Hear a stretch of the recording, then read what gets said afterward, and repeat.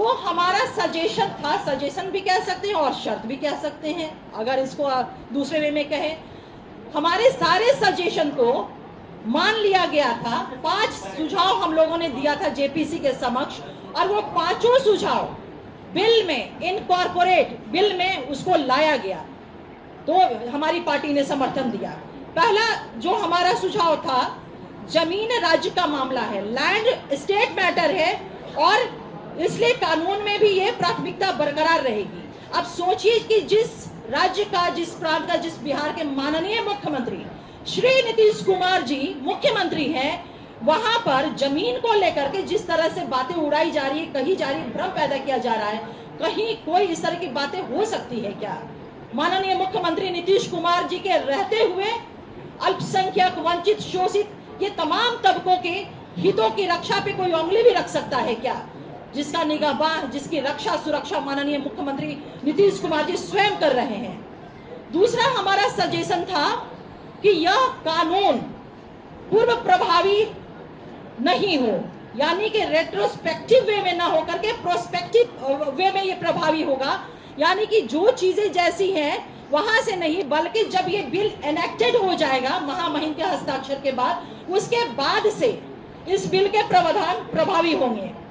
तीसरा सुझाव हमारा जो था सजेशन, वह कि अगर वक्फ की कोई संपत्ति रजिस्टर अगर नहीं है, लेकिन उस पर अगर कोई धार्मिक भवन जैसे कि मस्जिद हो गया, दरगाह हो गया, ईदगाह है, कब्रिस्तान है, जिसे आप लोग सुनते होंगे कि लोग जो चिंताएं व्यक्त कर रहे हैं, भ्रम फैला रहे हैं कि सब जो है वो बर्बाद कर ली जाएगी, हमारा सब खत्म हो जाएगा।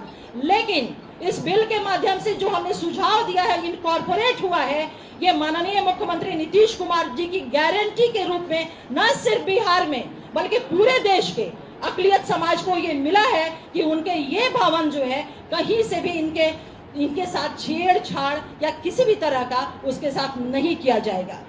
चौथा हमारा सजेशन रहा है, जो इनकॉर्पोरेट हुआ है, जिसको माना गया है, वक्फ संपत्ति से जुड़े विवादों के निराकरण के लिए जिलाधिकारी से ऊपर के अधिकारी को अधिकृत किया जाए। इसको भी शामिल कर लिया गया है इस बिल में, जो हमने सुझाव दिया था।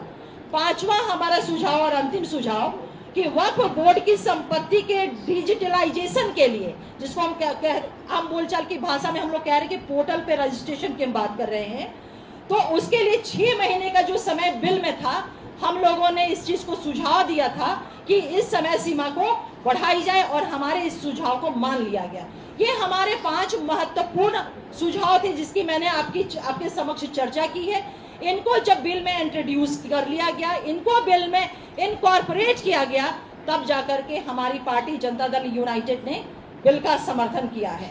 दूसरी बात मैं कहना चाहती हूँ आप लोगों से कि हैरानी होती है विपक्ष की बातों को सुन करके, हैरानी होती है कि इस विषय पे विपक्ष जिस तरह से बातों को कह रहा है, यह राष्ट्रीय जनता दल कह रहे हैं कि हम सुप्रीम कोर्ट, माननीय सर्वोच्च न्यायालय जाएंगे। अरे भाई, आप लोगों को मैं बता दूं कि यह राष्ट्रीय जनता दल जो कहीं ना कहीं पुनः जो इनका कैरेक्टर रहा है तुष्टीकरण की, वो पुनः चाहते हैं इस चीज को, क्योंकि राष्ट्रीय जनता दल ने जेपीसी के समक्ष अपने किसी तरह का सुझाव दिया ही नहीं बिल के मद्देनजर। ये सबसे बड़ी बात है। वक्फ संशोधन बिल आने के बहुत पहले माननीय मुख्यमंत्री श्री नीतीश कुमार जी ने वक्फ की चिंता की और बिहार में वक्फ विकास बोर्ड की स्थापना की। इसके तहत 110 करोड़ का वित्तीय आवंटन किया गया, जिससे अल्पसंख्यक छात्रावास, विवाह, मल्टीपर्पज बिल्डिंग आदि का निर्माण संभव हो पाया है। तो आप समझ सकते हैं कि माननीय मुख्यमंत्री नीतीश कुमार जी ने अल्पसंख्यकों के हितों की रक्षा, उनके अधिकारों की रक्षा, इन तमाम चीजों को बहुत ही, ये उनका ट्रैक रिकॉर्ड भी रहा है। तो मैं आप लोगों के माध्यम से अपने आवाम की लोगों को यह बिल्कुल मजबूती के साथ और पूरे मैं जवाबदेही के साथ यह विश्वास दिलाती हूं कि माननीय मुख्यमंत्री नीतीश कुमार जी के रहते हुए अक़लियत के हितों से, उनकी रक्षा, उनकी सुरक्षा, उनके अधिकारों के साथ कोई भी छेड़छाड़ नहीं कर सकता है। अगर कोई ऐसा दुस्साहस भी करने की कोशिश करेगा तो जनता दल यूनाइटेड उनके उस दुस्साहस में कील ठोक देगा। मैं अब आगे इन बातों को रखने के लिए जनाब अशरफ अंसारी साहब से गुजारिश करूंगी कि वो अपनी बातों को रखें।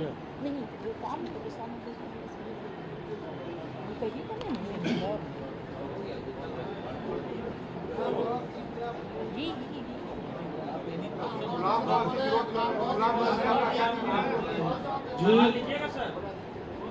प्रेस रिलीज आप लोगों को सब। अशरफ साहब, आपने कहा कि 5 सुझाव हमने दिए थे वो मान लिए गए, जब लेख इसमें आपने किया है, क्या आपने ये सुझाव दिया था कि 2 हिंदू मेंबर होनी चाहिए, या उस पर आपको इतराज नहीं? आप चाहते हैं, जनता दल यूनाइटेड ये चाहती है कि धार्मिक मामलों में, मुसलमानों के वक्त वाले मामले में 2 हिंदू गैर मुस्लिम मेंबर हो, इससे आप खुश हैं? क्या ये सुझाव आपने नहीं? माननीय मुख्यमंत्री श्री नीतीश कुमार जी अल्पसंख्यक समाज के हितों की रक्षा करते रहे हैं और आगे भी करते रहेंगे। कोई बात हो जाएगी इधर उधर की, उससे कोई फर्क नहीं पड़ता है। नीतीश जी ने तो मैं आपसे पलट करके पूछना चाहता हूं कि यूपीए की सरकार 10 साल तक रही थी, क्या जकिया जाफरी को इंसाफ दिला सके? आप देखिए भागलपुर दंगे को क्या इंसाफ दिला सके? अरे आप तो माननीय मुख्यमंत्री श्री नीतीश कुमार जी ने हुनर योजना चलाई, उन्होंने सारा बीपीएससी के माध्यम से आपको डीएसपी बना रहे हैं, आप सारा कुछ बना रहे हैं, सब अल्पसंख्यकों को सारा कल्याण का काम कर रहे हैं। बस धन्यवाद, थैंक यू।